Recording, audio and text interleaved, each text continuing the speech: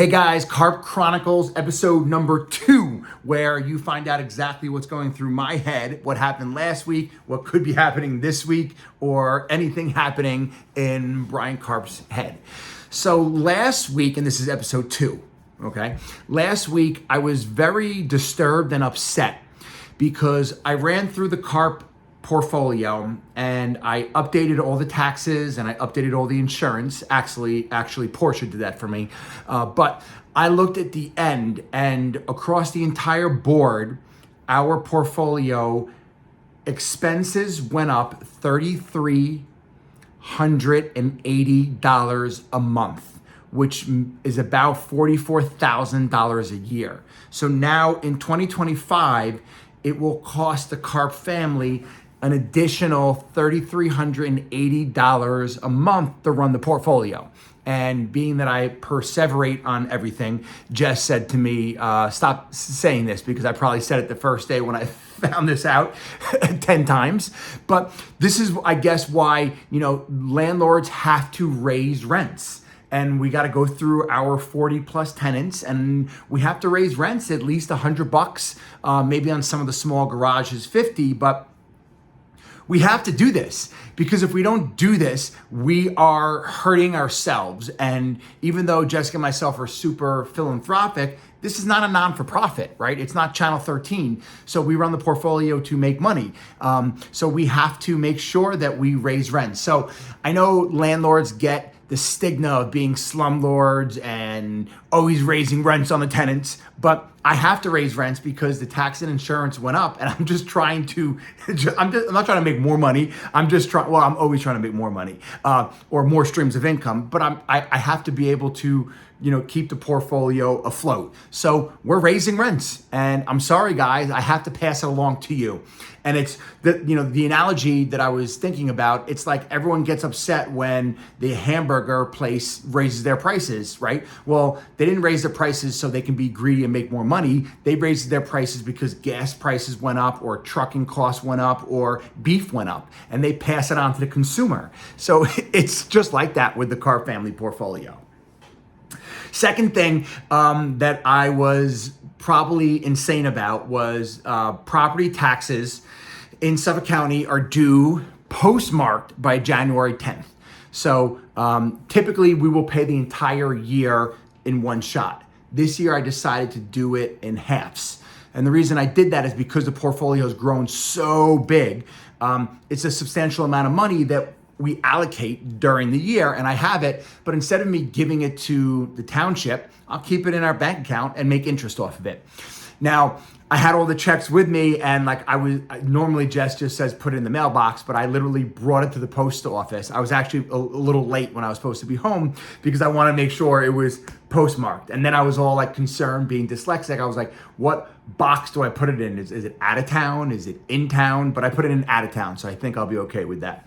And they have to be postmarked by January 10th, and then the second half of your taxes are due May 31st.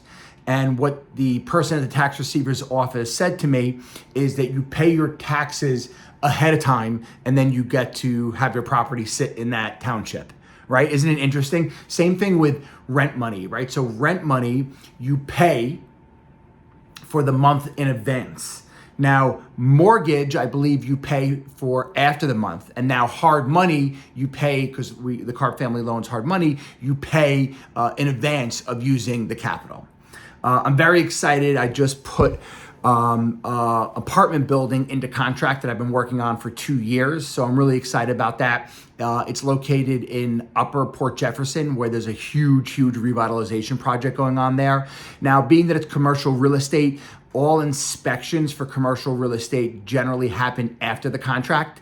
So right now we're in the due diligence phase, and the buyer is going to go in and he's basically going to do a glorified home inspection, which would be like a phase 1 inspection on the property. I'm really excited. It's a 1 in a million building. It's zoned apartment. It's 9 units, had millions of offers on it, but finally got a number that made sense for the seller and a number that the buyer was comfortable paying. So very excited about that. I'm launching this week right now. I think it will hit the market on Monday. A brand new, well, not brand new, but a newer development in Amityville, 55 and older.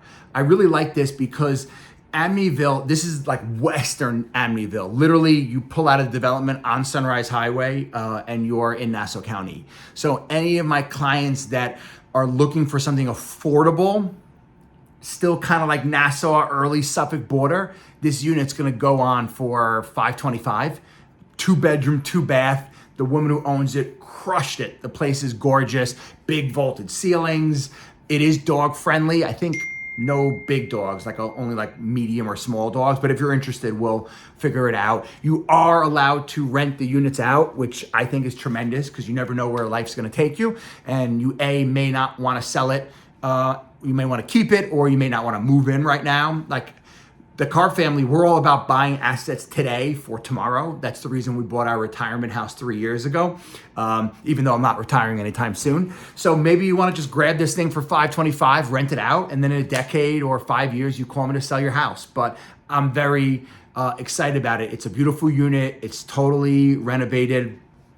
Something else this week that I'll be putting on the market in South Huntington is a 6-bedroom, 4 full bath sprawling ranch. It's actually was on an acre property.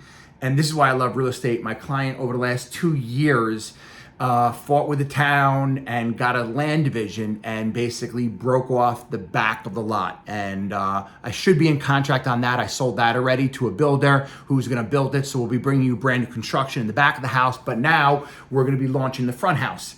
The cool thing is you guys have to understand, when I'm looking at this house, right, the way it is, I think I'm putting it up for $725 if it as on a half acre lot. Now, would I be putting it on for another 100, 200, or 300 because it has another half acre behind it that's unusable? No. So that's why it was so special that the client spent the time, got the land division, fought with Huntington. It's amazing how he turned, I'm not gonna say what I sold the land for yet because it hasn't closed, but he turned up a half acre in the back of his house into, I'll leave it at hundreds and hundreds of thousands of dollars. So I'm excited about that. My podcast drops this week, Brick to Brick, which is all about multifamily. That will be on the 15th. So really, really excited about that.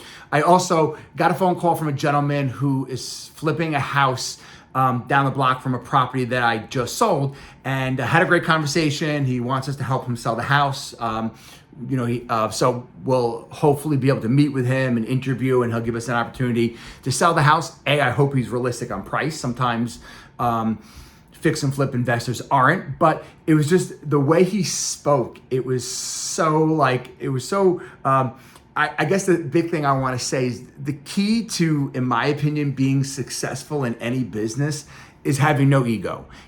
Nice guy when I spoke to him, but he was all about telling me how many houses he flips, how many houses he owns, what his day business is. This is just like a little side piece, no big deal.